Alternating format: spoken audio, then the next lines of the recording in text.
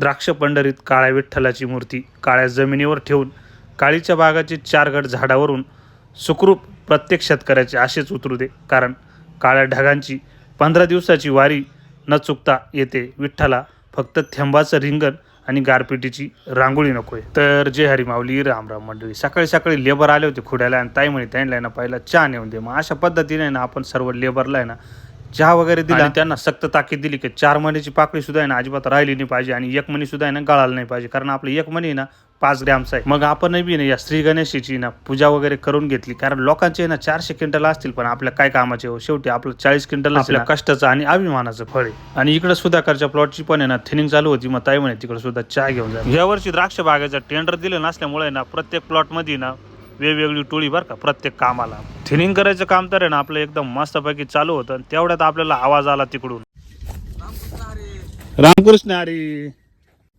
काय नाव दाजी तो आवलं? तू का ब्लॉग पाहतो का ना आपल्यावाले? हा बरं आहे बरं आहे. तरी म्हणलं दाजी कसं काय म्हणलं बा.